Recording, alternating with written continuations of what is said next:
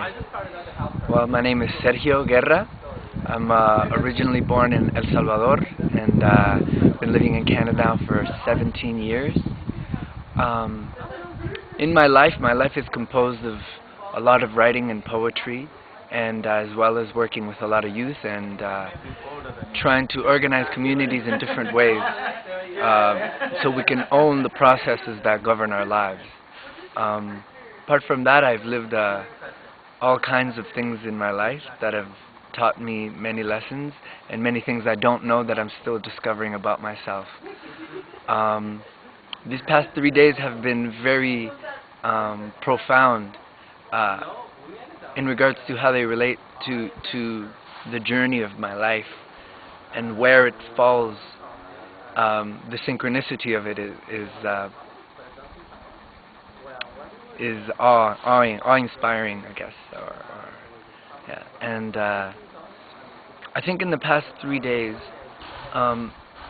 we have experienced a lot of recentering of ourselves, and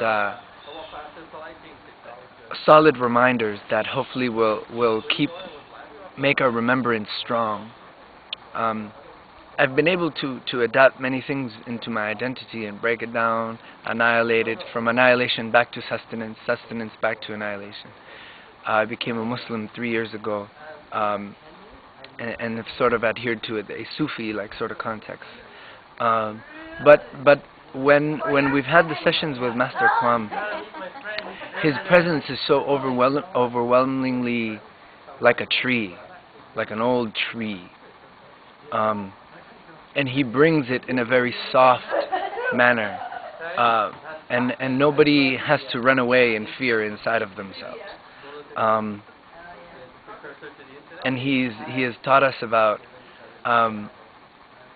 how the mastery comes first and the servitude comes second, because if the servitude is your goal, and that is born out of our compassion, and I think that's what we all have in common here, right?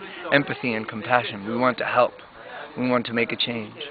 But we often forget, because we're out there and it's so frustrating out there because there's so many things that stand in our way. So many people telling us the opposite of what we feel. And nobody ever brings it back to the mastery of self and who is the owner. And he asked some pretty interesting questions, or he inspired some questions inside of us that require us to sort of check that. Am I really the owner of my hands, of my eyes, of my ears, of my head, of my brain? For me in particular, it was pretty astonishing. I've always differentiated between prayer and meditation in practice, but my meditation has mostly come in the form of running. But the way he does the energy and the teachings, I've never felt so real, so tangible, so physical. The energy movements emanating from the energy power emanating from my hands, and the rediscovering or reattaching your senses, reconnecting with your soul, and the process in order to do that. How can I feel if something is wrong with me if I don't feel anything there at all? And that's what I've taken with me, first and foremost. The vigor to awaken my sensations in parts of myself that I have become numb due to habit, and to birth other new habits. And that is pretty much the birth of a new life and new creation.